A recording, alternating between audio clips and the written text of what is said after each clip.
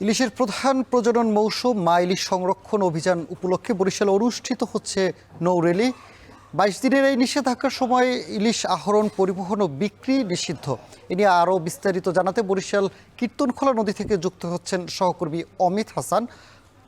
অমিত, এই নিষেধাজ্ঞা আসলে রাখতে কতদিন কি কি পদক্ষেপ নিচ্ছেন প্রশাসন, জানাবেন?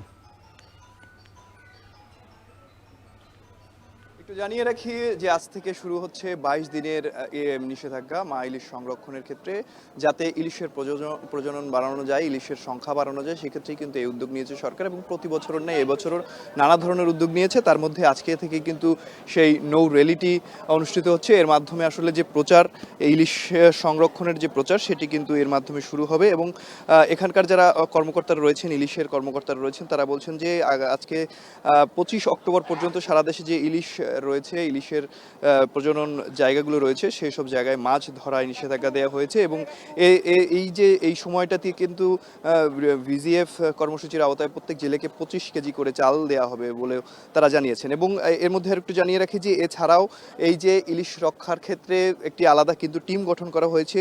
জেলা উপজেলার 30 জন নির্বাহী ম্যাজিস্ট্রেট নিয়োগ দেওয়া হয়েছে। তারা কিন্তু সর্বক্ষণিক কিন্তু এটি তদারকি করবে। এবং মৎস্য অধিদপ্তর জানিয়েছে বরিশাল জেলায় মোট জেলের সংখ্যা রয়েছে 79,623 জন। এর মধ্যে কার্ডধারী জেলে রয়েছে 66,524 এবং কার্ডধারী যারা জেলে ছাড়াও রয়েছে 1,600।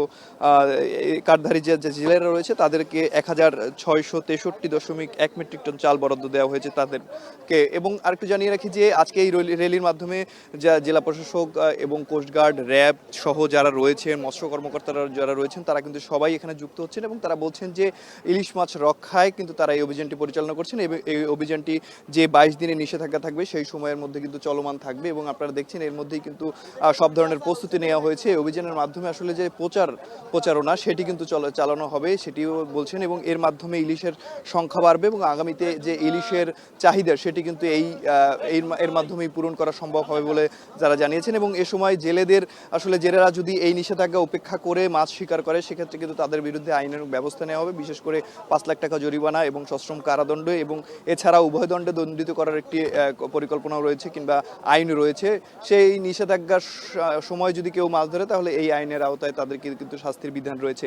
এবং এই যে বিভিন্ন ধরনের, বিশেষ করে হিজলায় মুলাদিতে কিন্তু বিশেষ টিম গঠন করা হয়েছে, যেহেতু এই সব জায়গায় আসলে ইলিশ মাছের আচরণ বেশি, সে কারণে কিন্তু এইসব জায়গায় কিন্তু বিশেষ করে বিশেষ টিম গঠন করা হয়েছে। সব মিলিয়ে বলা যায় যে বরিশালে মা ইলিশ রক্ষায় যে ধরনের প্রস্তুতি নেওয়া দরকার, সব ধরনের প্রস্তুতি নেওয়া হয়েছে। এবং 22 দিন ব্যাপী কিন্তু এই কার্যক্রম চলমান থাকবে। বিশেষ করে বরিশালের আশপাশের যে নদীগুলো রয়েছে, সেই নদীগুলোতেও এই কার্যক্রম চলবে। এ সময় আসলে কেউ যাতে এই নিষেধাজ্ঞা উপেক্ষা করে মাছ শিকার না করে, সেক্ষেত্রে কিন্তু কোস্টগার্ড কিংবা নৌ পুলিশের যারা সদস্যরা রয়েছেন, তারা সব সময় কিন্তু দৃষ্টি রাখবেন এবং যাতে কেউ এই নিষেধাজ্ঞা উপেক্ষা করতে না পারে সেদিকেও খেয়াল রাখবেন। এবং জেলা প্রশাসন থেকে শুরু করে মৎস্য অধিদপ্তরের যারা কর্মকর্তা রয়েছেন, তারাও বলছেন যে এবারের যে 22 দিনের নিষেধাজ্ঞা সেটি যাতে সুন্দরভাবে, সুষ্ঠুভাবে সম্পন্ন হয়, সেক্ষেত্রে তারা যে ধরনের পদক্ষেপ নেওয়া দরকার সেই ধরনের পদক্ষেপ নেওয়া হয়েছে। এবং জেলেরা যাতে এ সময় আসলে কোনো ধরনের খারাপ পরিস্থিতি না পড়ে, সেজন্য কিন্তু তাদেরকে বিনামূল্যে চাল দেওয়া হচ্ছে, যাতে এই চালের মাধ্যমে তারা আসলে জীবিকা নির্বাহ করতে পারে, তারা আসলে সুন্দরভাবে চলতে পারে, সেক্ষেত্রে কিন্তু এই চাল দেওয়া হচ্ছে। এবং আরেকটু জানিয়ে রাখি যে বরিশালের বিভিন্ন নদীতেই কিন্তু ইলিশের অভয়াশ্রম রয়েছে, বরিশালের আশপাশের নদীগুলোতে রয়েছে, বরিশাল বিভাগ জুড়েই কিন্তু রয়েছে। সেক্ষেত্রে সব নদীতেই কিন্তু বাড়তি টহল ব্যবস্থা রয়েছে এবং এই নিষেধাজ্ঞাকে উপেক্ষা করলে তাকে কিন্তু আইনের আওতায় নেওয়া হবে বলেও জানিয়েছেন। এবং আজকে এই নৌ র্যালির মাধ্যমেই কিন্তু বরিশালের যে নিষেধাজ্ঞার 22 দিনের যে নিষেধাজ্ঞা সেটি কিন্তু চলমান রয়েছে এবং শুরু হবে। এবং সেই লক্ষ্যে কিন্তু বরিশালের ইতিমধ্যে যিনি জেলা প্রশাসক রয়েছেন তিনি উপস্থিত হয়েছেন, তিনি বেরোবেন। এছাড়া কোস্টগার্ড, নৌ পুলিশ এবং মৎস্য কর্মকর্তারা যারা রয়েছেন তারাও উপস্থিত রয়েছেন এই নৌ র্যালিতে। তো বরিশাল থেকে এই ছিল আমার কাছে সর্বশেষ। বরিশাল থেকে যুক্ত ছিলেন সহকর্মী অমিত হাসান। মা ইলিশ সংরক্ষণ অভিযান 2025 শুরু হয়েছে শুক্রবার রাত 12টার পর থেকে আগামী 25 অক্টোবর পর্যন্ত নদী, সমুদ্রের সব ধরনের মাছ। সাথে আলিপুর মৎস্য বন্দর থেকে যুক্ত হচ্ছেন সহকর্মী জসিম পারভেজ। জসিম, জানাবেন মাছ ধরা বন্ধে প্রশাসন থেকে কি ধরনের পদক্ষেপ নিয়েছে আর জেলেদের সরকারি সহায়তার ব্যাপারে কোনো অভিযোগ আছে কিনা?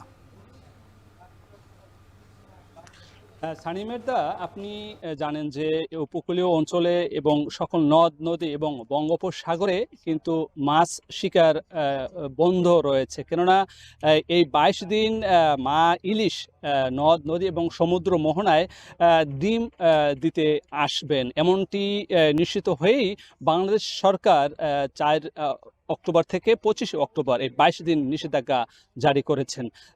সেই তুলনায় কিন্তু এই উপকূলীয় অঞ্চলে যে এখানকার স্থানীয় যে মৎস্য বিভাগ, কোস্ট গার্ড, নৌবাহিনী সহ বিভিন্ন বাহিনী, তারা কিন্তু প্রচারণা অভিযান চালিয়েছেন। সে কারণে কিন্তু সচেতনতামূলক এই কর্মকাণ্ডের কারণেই কিন্তু সমুদ্রের সকল জেলেরা এবং নদ নদীর জেলেরা তারা সকলেই কিন্তু জালপালা এবং মাছ শিকারের সকল রসদ গুছিয়ে, আপনি দেখতেই পাচ্ছেন আমার পিছনে, তারা কিন্তু এখন জাল মেরামতের কাজ করছেন। এরপরে তারা এই সকল জাল গুছিয়ে তারা নিরাপদ স্থানে সংরক্ষণ করবেন এবং 22 দিন পরে তারা আবার পুনরায় সমুদ্রে মাছ শিকারের জন্য যাবেন।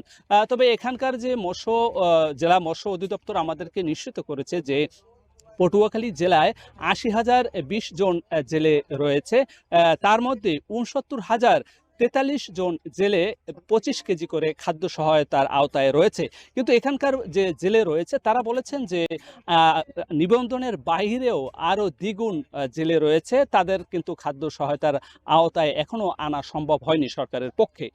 তারা খাদ্য সহায়তা পাওয়ার প্রত্যাশা করছেন এবং এখানকার যে সকল জেলে তারা যে জেলে খাদ্য সহায়তা পাচ্ছেন, তারা কিন্তু এখন পর্যন্ত খাদ্য সহায়তার আওতায় আসতে পারেনি, কারণ যেহেতু 25 কেজি করে চাল, তাদের সামান্য এই খাদ্য সহায়তা সেটি কতটা কাজে আসবে সেটাই নিয়ে প্রশ্ন উঠেছে। এবং এখানকার যে বরফ উৎপাদন কেন্দ্রের যে সকল বরফ কল রয়েছে, তারা দাবি করছেন যে অবরোধ শেষ হওয়ার 4 দিন আগে যদি তাদের বরফ কল চালু করার সুযোগ দেওয়া হয়, তাহলে যে সকল জেলেরা সমুদ্রে মাছ শিকারে যাবে অবরোধকালীন শেষে, তখন তারা কাঙ্ক্ষিত বরফ নিয়ে মাছ শিকার করতে যেতে পারবেন, এমনটি প্রত্যাশা করছেন তারা। এই ছিল আমার কাছে সবশেষ।